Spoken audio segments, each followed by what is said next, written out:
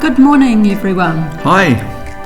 Today we're going to carry on with the thought of fog, which is on the board behind us, and the word guilt for the G in fog. I remember at meetings how it's brought up, quoted constantly, with the thought of witnessing and how we as a watchman should be responsible for everyone that we meet. And it reminds me of Ezekiel 33 verse 8 when it talks about the wicked one will positively die, but if you don't speak out to warn him, you will lose your life as well. So that was a lot of guilt that you had to carry week in, week out, knowing that you have to go out and warn them. The blood guilt, so that's one sort of guilt. But the guilt starts really, really young with JWs. You'll probably remember being a kid and being told Jehovah won't like this. It was always the threat was accompanying the guilt. So you would have the threat of punishment from God if you did X, Y, or Z.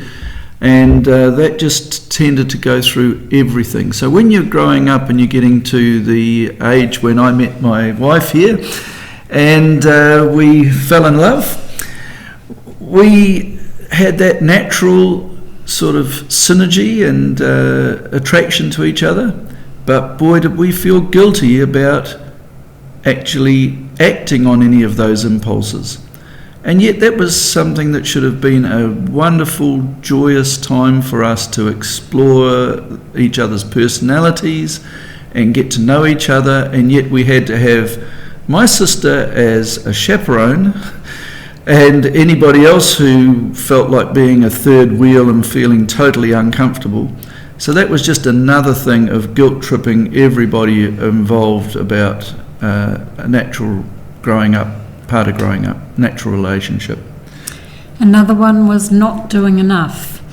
You go to all the meetings, you go to the assemblies, you feel rather chuffed when you can get your 1 to maybe 3 hours if you're very lucky out a week. Meow. And then you're told you can do more. You're not doing enough. And you started, I remember, pioneering years ago, and I think probably when you had the most depression was actually when you were pioneering, wasn't it? And yet the answer was, do more. Oh, you're only auxiliary pioneering, so you should regular pioneer, then you won't feel so depressed. So you push yourself even harder, your health suffers, your mental health particularly, and when you get to the point of breaking, then the answer is you need to go to more meetings, pray more, read your Bible more, and go out and field service more. So it's all this, you're not doing enough. So the guilt is around, if you don't attend a meeting, then you feel guilty. If you don't comment at a meeting, you feel guilty. Oh boy, if your watchtower isn't marked, you're going to feel really self-conscious and try to hide your watchtower so people can't see that you haven't marked it. At least that's one good thing with tablets, I guess. They can't see so easily. And then being a snitch, as far as your friends go. If they do if they do something wrong and it needs to be reported to the elders, a lot of young ones don't do it because they don't want to lose their friends. So there's that pressure and that guilt on you to report anything that you see is not right, whether they go to nightclubs or they're sleeping around or whatever. You're made to feel guilty if you do not report it. Yep. So I guess what we're saying about guilt is that it's a tool that the cult uses to control people. So we're going to deal on some of these tools a bit further on in future videos about how they use fear and bullying and other things to control people. Threats of you're going to die at Armageddon are pretty obvious, and that's been drummed into the kids from a very young age.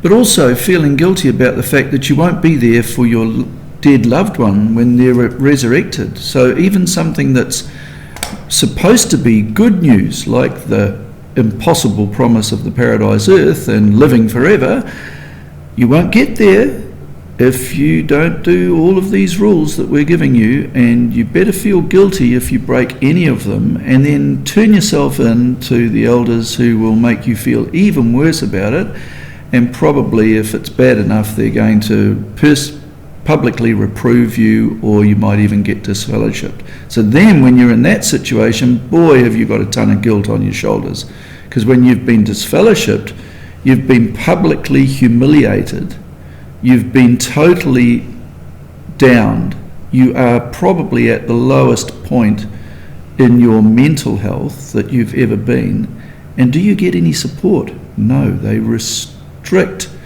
the contact that you get, isolate you so totally that you have no family, no friends, no support at the time when you'll need it the most.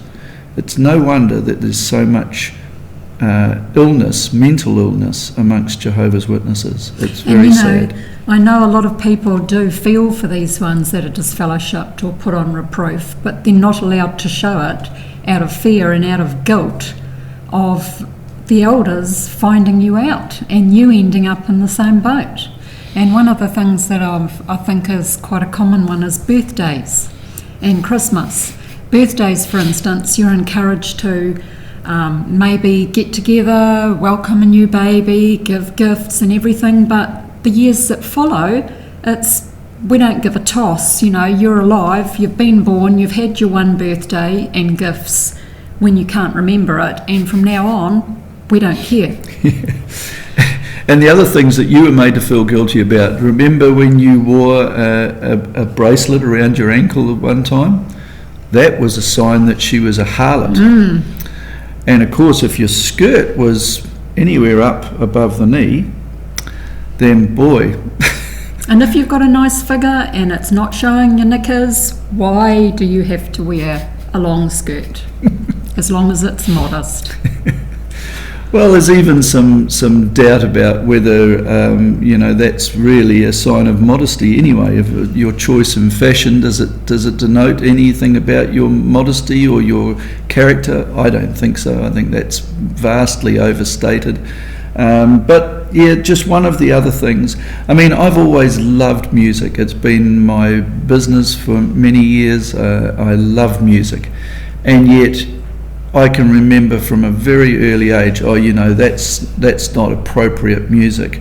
You can't listen to that band, they've got terrible covers on their albums. And some of the music I didn't particularly like, like Kiss, for example, could take it or leave it. So the fact that they dressed up in outrageous costumes and painted stuff all over their faces, it didn't really interest me at all. But there was some other music that I used to keep hidden in the collection because I liked the music and I thought it was great, and yet it would have been frowned upon. But remember, KISS stands for Knights in Satan's Service. Oh, so. Yeah, definitely. Yeah. And it's probably got some backmasked, satanic themes in there as well. There's all those conspiracy theories that JWs just love to believe without actually doing any research to find out whether it's true or not. So what other sort of guilt stuff can you think of, Dee? Well, on that same thought, it's concerts. If you go to a concert, and it could be like we went to Fleetwood Mac a number of years ago, and you get questioned, what did you go to, what did you see? And suddenly you feel guilty that you've been to something when it's a neat group. Mostly grandparents were there with their grandchildren, so that's how good the group are, and yet you're made to feel guilty because you went to a concert. I remember going to see Pat Benatar a few years ago at a country venue just north of Auckland, and we were with another witness couple, and as we walked down to find a place to sit down, here in front of us was one of the elders from one of the more local congregations that we knew with a whole bunch of others, and we happened to know that their meeting was on that afternoon. And so we thought, okay, we didn't feel so bad about being there. But you still have this thing of always watching what you're doing in case somebody else is watching you, Are you doing something you're supposed to be doing? And it's that continual guilt about being watched or offending someone. And continually having to be on guard, as it were, about things which are just ordinary good things. I mean, when we had our first ever birthday party, which was for Joy's 60th, it was a surprise party. We had 45 people there. It was the most fun time. There were people there that were genuinely good people that were very happy for Joy reaching that milestone, and they just wanted what was good for her and for her to have a good evening. And it was a fantastic evening. And really, you're not put on a pedestal as such. You don't feel like a god and worshipped in that respect. But, we're told that your life is precious, and yet you do nothing to show that life is precious, because you're not allowed to celebrate a birthday. It should only be Jesus and Jehovah that get put on a pedestal. Oh, and the governing body, you forgot them, because they're TV evangelist stars, so you got to make an exception for them, of course. But yes, that's the thing. I mean, we have seen such family bonding at times of birthdays that it is totally a joyous time. It's a time for families to get together, to share and rejoice in life. And the funny thing is that when you get to the end of your life and you die, Jehovah's Witnesses won't actually celebrate the life of the person. They'll turn that funeral into a big guilt trip where people will get guilted about not doing enough, and then they'll turn it into a recruitment exercise to try and get more cult members along by saying, well, this person would have wanted you to come and study the Bible because they believed in the resurrection and they're going to be in the new system, and you better study the Bible and become a Jehovah's Witness, otherwise you won't be there. So they're guilt tripping everybody into doing what they want them to do. And let's not even go near the guilt tripping about donating. Oh yeah, I guess we're going to have to do that. Because that's how they guilt trip you. Yeah, that'll take another time, and I think we'll probably leave that to a future video because we're trying to keep these pretty short and sharp. So yes, we'll deal with the guilt tripping around donating in a future video. And if you've got any topics that you'd like us to discuss, then by all means let us know. Please subscribe. Click the little bell down below just to make sure you get a notification of when our next video is posted. And as always, thanks very much for watching our channel. Bye. Bye.